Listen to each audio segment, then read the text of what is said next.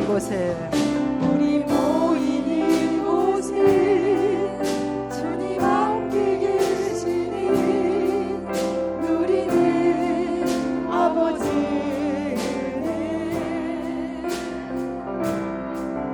저는 영광을 보기 내 모든 걸 드릴 때 모두 고백해 영광이래.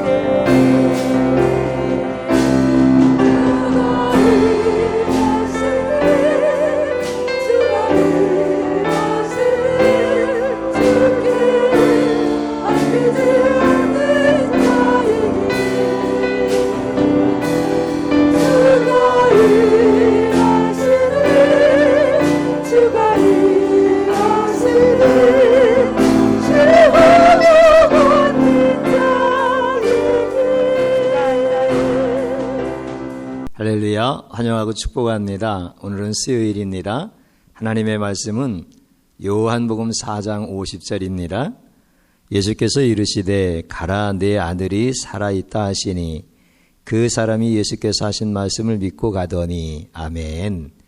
예배드리는 귀한 성도님들 주님의 보혈로 다 씻어주시고 예배드릴 때 하나님께서 나에게 주시는 말씀을 사람의 말로 듣지 아니하고 하나님의 말씀으로 받을 때 여러분들 삶 속에서 가정에서 치유와 온전한 회복의 역사가 일어나는 줄로 믿습니다.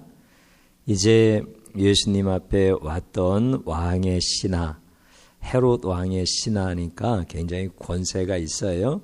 성경에서 왕의 신하 이렇게만 나오고 이름은 안 나오는데 왜 왕의 신하를 강조했겠어요? 굉장히 권세 있는 이런 사람이라는 뜻이에요.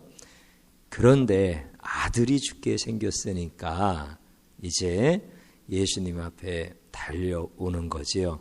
도저히 나올 수 없는 사람인데 자기 가정의 가장 큰 문제였고 인생의 궁극적인 문제 앞에서 해결할 능력이 없어서 나오는 거예요.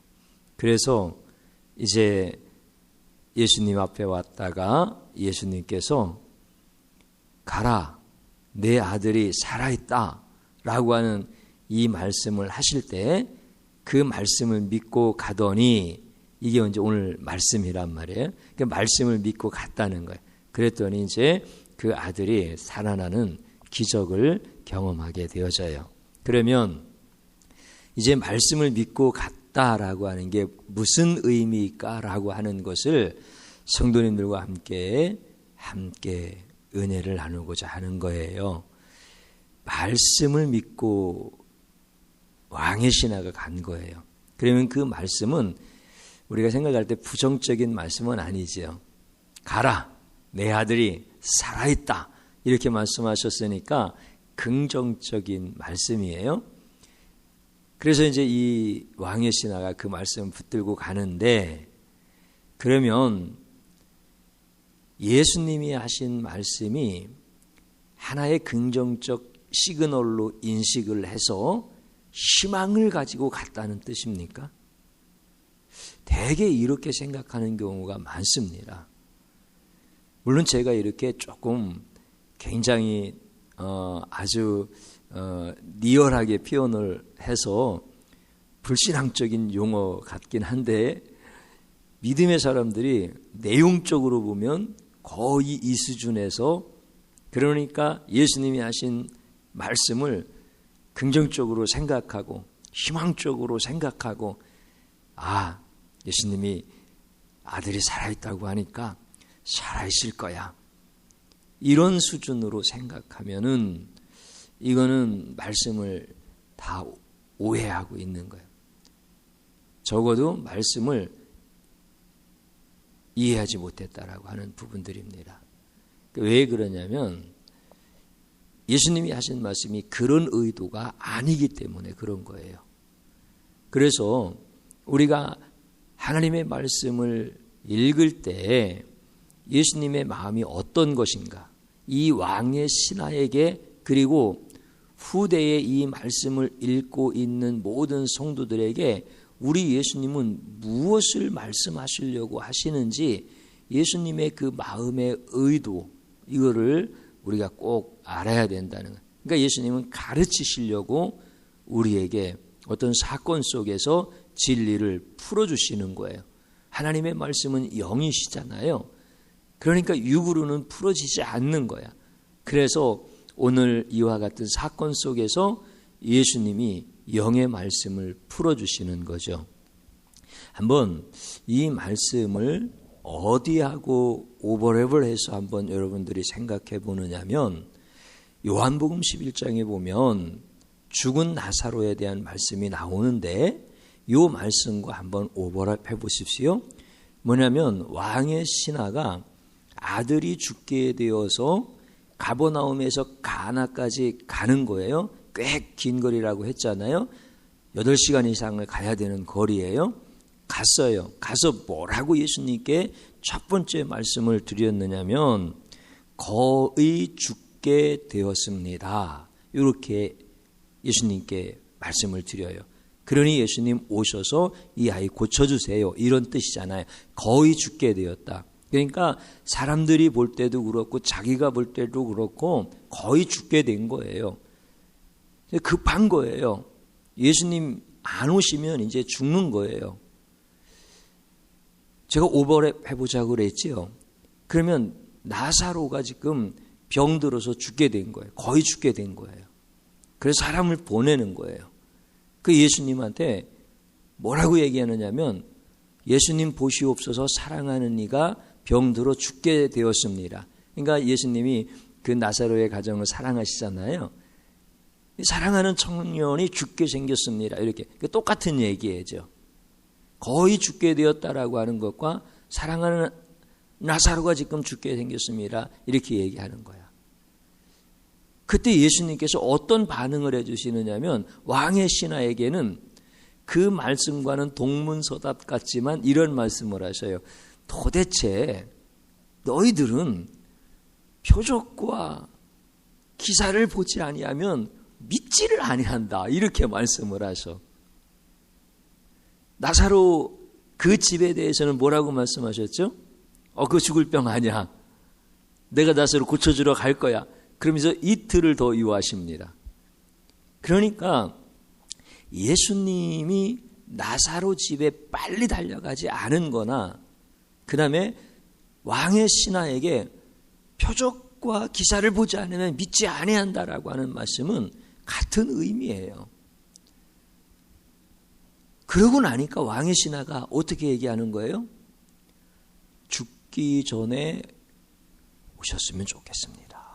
죽기 전에. 그러니까 예수님이 하신 말씀이 무슨 말씀인지 잘 모르지만 이해는 어느 정도 할 것 같아요. 표적과 기적만 바라지 말고 나를 좀 믿으라라고 하는 그런 말씀인 것 같으신데, 주님, 내가 그렇게 할게요. 그런데 지금 급하다고요. 거의 죽게 되어진 것을 보고 왔는데 예수님 죽기 전에 같이 좀 내려가십시다, 이렇게 얘기하는 거예요. 나사로 얘기는 어떻게 돌아가죠? 예수님께서 이틀을 더 유하고 가시니까 이미 죽은 지 나흘이 되어진 거야. 그때 예수님을 맞이한 사람이 나사로의 누이 동생 마르다입니다. 마르다가 이렇게 얘기합니다. 주께서 여기 계셨더라면 내 오라비가 죽지 않았을 것입니다. 그 이후에 마리아도 똑같이 얘기합니다. 그러면 죽기 전에 내려가서 내 아들을 좀 고쳐주세요라고 하는 왕의 신하의 말과 마르다와 마리아가 예수님께서 여기 계셨더라면 죽지 않았을 것입니다 라고 하는 말은 똑같은 내용이에요. 그러면 오늘날 우리들에게도 이런 문제가 딱 부딪히면 예수님께서 고쳐주셨으면 안 죽었을 텐데 안 고쳐주신 거잖아요, 이런 얘기잖아요. 예수님은 능력이 있는 분이라고 하는 걸 나도 믿으니까. 근데 예수님이 안 고쳐주셨다는 거잖아요. 늦게 오셨다는 거잖아요. 똑같은 얘기예요. 인간은 이 수준에서 더 이상 말할 수가 없어요. 최고로 말할 수 있는 수준이 이 정도밖에 안 돼. 그래서 왕의 신하의 말이나 마르다와 마리아의 말이나 오늘 우리에게 이런 일을 만나면 우리들의 말이나 다 똑같은 거예요. 그때 예수님께서 왕의 신하에게는 뭐라고 말씀하셨죠? 가라, 내 아들이 살아있다, 이렇게 말씀하셔요. 그리고 마르다에게는 뭐라고 말씀하시죠? 죽은 나사로가 죽지 않았다는 거예요. 살아나리라, 이렇게 말씀하시는 거야. 물론 여러분들 시제가 아직 이 왕의 아들이 죽었는지 안 죽었는지는 기록되어져 있지 않지만 나사로가 죽은 것처럼 이 왕의 아들도 죽은 거야, 사실은. 이 똑같은 개념이에요. 그러니까 마르다가 뭐라고 얘기합니까? 주여, 부활의 때는 살아날 것을 믿습니다, 이렇게 고백을 하잖아요. 그러니까 이미 죽은 거예요. 죽었는데 예수님께서 부활을 일으키실 때는 살아날 거다라고 하는 믿음이 있는 거예요. 그러니까 예수님께서 그래, 너 참 훌륭하다, 이렇게 말씀하시지 않고요, 한 말씀 더 하십니다. 굉장히 중요한 말씀하셔요. 무슨 말씀하시냐면 나를 믿는 자는 죽어도 살겠고, 이거는 부활 때를 얘기하는 거예요. 그 다음에가 중요한 말씀을 해주셔요. 무릇 살아서 나를 믿는 자는 영원히 죽지 아니하리라, 이렇게 말씀해 주셔요. 그러면 무릇 살아서 나를 믿는 자는 영원히 죽지 아니하리라 라고 하는 이 말씀은요, 왕의 신하에게 가라, 네 아들이 살아있다라고 하는 말씀과 동일한 말씀이에요. 근데 마르다와 마리아가 이 말씀이 믿어져요, 안 믿어져요? 안 믿어지는 거예요. 이미 죽었기 때문에. 그러면은 자기도 죽으면 부활할 때에 부활할 것은 믿지만 살아서 영원히 죽지 아니하라고 하는 이 예수님의 말씀의 적용점은 안 살아나는 거예요. 아니, 살아서 예수님 믿는 사람은 죽지 않고 영원히 살리라라고 하는데 이게 믿어지겠느냐 이거예요. 나사로도 살아서 예수님 믿었는데 죽었잖아요. 그리고 마르다 마리아도 이제 죽을 거잖아요. 근데 무릇 살아서 나를 믿는 자는 영원히 죽지 아니하리라 라고 하는 이 말씀이 어떻게 믿어지겠느냐 이거예요. 그러니까 이게 풀어지지 않거나 풀어진다면 그냥 관념적으로 풀어져서 나중에 죽어서 부활하는 거지 뭐, 이런 정도 수준이에요. 그럼 예수님께서는 왕의 신하나 마르다 마리아에게 내 아들이 살아있다라고 하는 말씀과 무릇 살아서 나를 믿는 자는 영원히 죽지 아니하리라라고 하는 이 말씀과 내용이 같은 말씀으로 해주시는 이유가 있어요. 이게 뭐예요?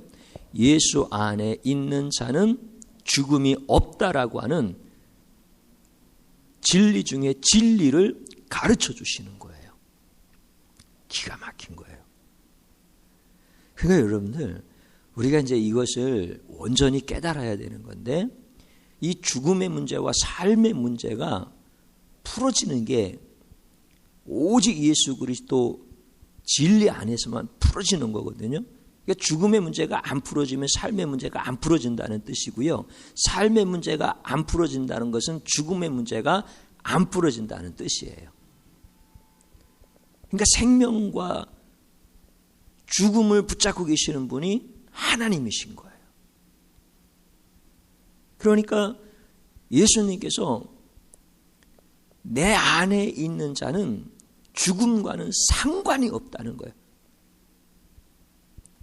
그러니까 죽은 자가 부활할 거라고 하는 이런 의미 정도의 말씀이 아니라, 살아서 지금 내 안에 있는 자는 영원히 죽음을 보지 아니하고 지금 있는 그 생명이 영원한 생명이라고 하는 거예요. 지금 내게 있는 생명이 영원한 생명이라는 거예요.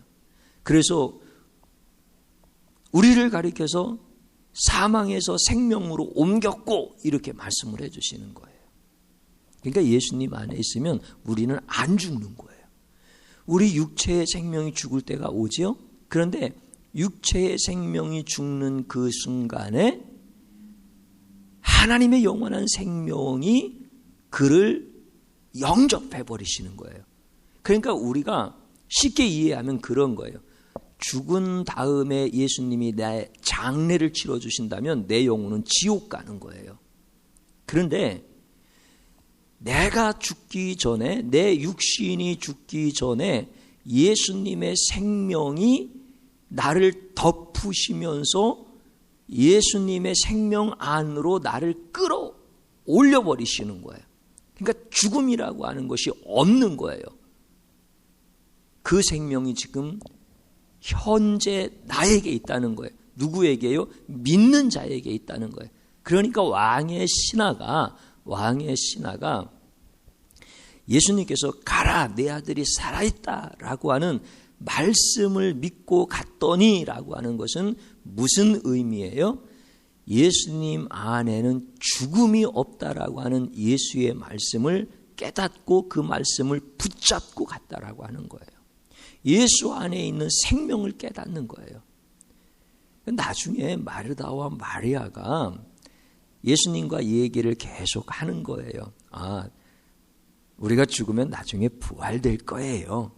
이런 정도 수준에서 이해하고 있었는데 예수님께서는 나사로를 살려내시잖아요. 그러면서 예수 안에 있는 자는 죽음이라고 하는 것 그 자체가 없는 것이다라고 하는 것을 보여주시는 거예요. 왕의 신하의 아들을 예수님이 말씀하시고 왕의 신하가 그 말씀을 믿고 갈 때부터 어떻게 한 거예요? 죽음의 자리에서 살려내신 거야. 그러니까 예수 안에는 죽음이 없다라고 하는 것을 가르쳐 주시는 거야. 이 진리를 풀어서 우리에게 예수 안에 있는 생명이 이런 거다라고 하는 것을 가르쳐 주시는 거예요. 그 말씀을 깨닫고 돌아가는 거예요. 왕의 신하가. 오늘 우리가 이제 하나님의 말씀을 붙들고 기도합시다. 하나님의 말씀을 붙들고 삶의 문제가 있는 현장으로 갑시다. 라고 했을 때 그 말씀은 관념적인 게 아니에요. 희망이 아니에요. 긍정에 대한 것이 아니에요. 영이신 하나님의 말씀인 거예요. 죽음이 없는 영원한 생명이신 그 말씀, 어떤 문제도 말씀 앞에서 풀어질 수 있는 능력의 말씀, 예수 그리스도와 함께 가는 거예요. 여러분들 예수님한테 무슨 죽음이 있겠어요? 예수님에게 무슨 저주가 있겠어요? 우리에게도 마찬가지인 거예요. 우리에게는 죽음이 없는 거예요. 그래서 스데반이 죽을 때 스데반을 가리켜서 죽었다고 하지 아니하고 잔다 그래요. 야이로의 딸을 향해서도 예수님이 잔다 그렇게 말씀을 하셔요. 죽음이 없는 거야. 스데반이 돌에 맞아서 순교하면서 육체의 생명이 끊어지잖아요. 그런데 그때 예수님은 어떻게 하고 계셨어요? 스데반을 품에 이미 안아버리신 거야. 스데반은 그것을 보고 있는 거야 지금. 그래서 스데반은 죽는다고 생각을 못하는 거야. 예수님의 생명으로 들어간다라고 이렇게 진리의 말씀이 풀어지는 순간을 맞이하는 거야. 그게 순교예요. 그게 순교. 그래서 저나 여러분이나 살아서 예수님 믿는 거잖아요. 다른 사람들도 다 마찬가지야. 살아서 예수님 믿는 거죠. 그죠? 그러면 죽음을 영원히 맛보지 않아. 우리는 죽음 안 맛보는 사람이야. 우리 안 죽는 사람이야. 예수님의 말씀이 그거예요. 무릇 살아서 나를 믿는 자는 영원히 죽지 아니하리라. 여러분들 이게 마르다가 이해하는 수준의 말씀이 아니라 오늘 제가 왕의 신하 마르다, 마리아, 스데반 이런 성경의 말씀들을 통하여서 예수님이 말씀하시려고 하는 것. 예수 안에는 죽음이 없다. 오직 영원한 생명뿐이다.